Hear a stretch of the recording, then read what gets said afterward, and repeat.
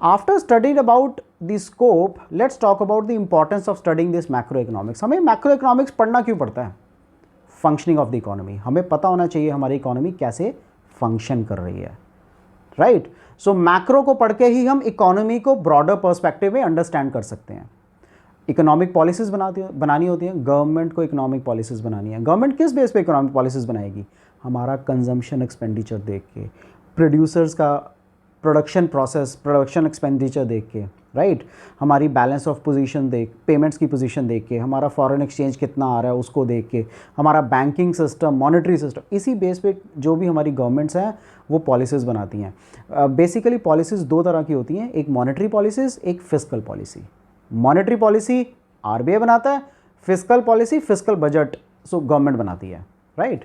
सो macro economics को understand करने के लिए हम कहते हैं मैक्रो इकोनॉमिक्स के फैक्टर्स हैं। एक स्टेट, इंडिया में we have number of states, so एक state is growing at a rapid rate, other state is not growing at a rapid rate. So why is there a difference? So we need to study the macroeconomic factors for understanding this. Understanding and controlling the economic fluctuations, जितनी भी हमारी fluctuations हैं, why is it recession, boom, why is it recession, the downward trend, upward trend, so ये सब understand करने के लिए हमें economics पढ़नी ही पड़ती है. Inflation and deflation, guys, we all are economic students, right? सो हमें ये अंडरस्टैंड पता होना चाहिए कि inflation always is not bad, we also need some inflation as a citizen of any country. Why? जितनी इन्फ्लेशन होगी उतना हमारे एसेट्स की वैल्यू इंप्रूव करेगी। सो लास्ट ईयर मैंने एक घर खरीदा, इस साल उसकी वैल्यू अगर बढ़ती है, it is called as inflation for someone who is going to buy that property, but मेरे लिए उसको एसेट है, बेच के मेरे को मुनाफा होगा, कैपिटल गेन होगा। डिफ्लेशन, ऐसा नहीं है कि इन्फ्लेशन बहुत ज़्यादा होना अच्छा है, बट एक लेवल तक इन्फ्लेशन होना अच्छा है। डिफ्लेशन भी एक लेवल तक ही होना चाहिए, अगर है तो, उससे नीचे अगर होता है इसका मतलब लोगों के पास पैसा नहीं है, people do not have buying power, they do not want to buy, this is deflation. Study of national income, इसमें हम नेशनल इनकम पढ़ते हैं, I already talk to you about this. Study of economic development, हमारे economy कैसे develop करती है, कितना develop करती है, क्या क्या तरीके हैं उसको डेवलप करने के, ऑप्शन नंबर 1 2 3, सो हम कहते हैं ना प्लान ABCD, सो वो सारे प्लान्स इसमें हम स्टडी करते हैं। हमारी इकोनॉमी की परफॉर्मेंस, हमारी इकोनॉमी अच्छी जा रही है, हमारी इकोनॉमी बुरी जा रही है, वो अच्छी जा रही है तो क्या फैक्टर्स हैं, बुरी जा रही है तो क्यों बुरी जा रही है। इकोनॉमी में भी अलग अलग सेक्टर्स हैं, so FMCG sector, IT sector, why is FMCG moving, why is IT moving, why is sector X not moving, why is sector Y not moving, so ये सब चीज़ों को हमें स्टडी करने के लिए हमें मैक्रो इकोनॉमिक्स को स्टडी करना पड़ता है, right. So these are all the importance of macroeconomics. After talking about the importance of macroeconomics, the last topic for today is limitations of macroeconomics. Limitations, क्या मतलब है limitations का? ऐसा नहीं है सब कुछ अच्छा है, मैक्रो पढ़ो, मैक्रो पढ़ो, मैक्रो पढ़ो, macro, no, everything is not right with macro, studying macro economics only, we need to study certain other things along with it. So पहला, excessive generalisation of facts.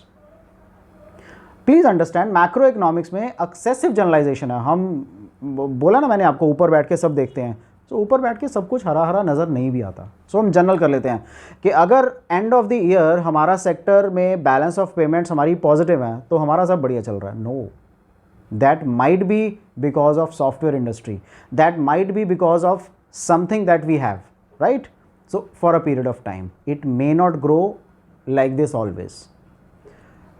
To regard aggregates as homogeneous, हम हर एक को aggregate ले लेते हैं, आपकी situation अलग है, मेरी सिचुएशन अलग है। For any one else, people living in Delhi, people living in Bombay, people living in Chennai, people living in Kolkata, people living in such other areas have separate economies, right. their thoughts, their way of working, their spending, their accumulation of wealth, everything is different. So that is why we cannot study macroeconomics as an aggregate all the time. It does not provide a clear picture because we are trying to study it in a macroeconomic way, aggregate way, so it might not always present a right and clear picture. Statistical and conceptual difficulties, you know, statistical difficulties आती हैं, हम aggregate तो कर लेते हैं, 1 2 3 4 5 6 divided by total and then number, so arithmetic mean if you remember, right. तो हम aggregate तो कर लेते हैं, बट क्या वो सही आता है? स्टैटिस्टिकल कंसेप्चुअल डिफ़िकल्टीज़ उसमें आती हैं, कंसेप्ट्स अंडरस्टैंड करने बहुत मुश्किल हैं। मैं आपको कंसेप्ट्स के बारे में एक चीज़ बताता हूँ। हमने कहा individual and aggregate, micro and macro में ये फ़र्क है। अगर मैं एक सिटी है दिल्ली, उसकी बात करूँ विज़ इंडिया, सो आप कहोगे Delhi is micro and India is macro. I say 10 states. So 10 states of India is micro and India as a country is macro. When I talk about India and other countries of the world, what do you say? India is micro and the other countries are macro concepts. So ये conceptual difficulties आती हैं understand करने के लिए, right? Problem of aggregation आता है, aggregate कैसे करें, किस मेथड से करें, वेट्स देने चाहिए हमें, राइट। सो अगर हमारा एक सेक्टर ग्रो कर रहा है, दूसरा सेक्टर ग्रो नहीं कर रहा, तो we need to give some weights. Macro economics is based on imaginary references, हम इमेजिनरी इन्फ्लुएंसेस देते हैं बहुत सारे फैक्टर्स में। सो मैक्रो इकोनॉमिक्स प्राइमरीली एक इमेजिनरी फैक्टर ओरिएंटेड बन जाता है, राइट। मैंने आपको बताया ना, end of the day balance of payment position positive है, राइट।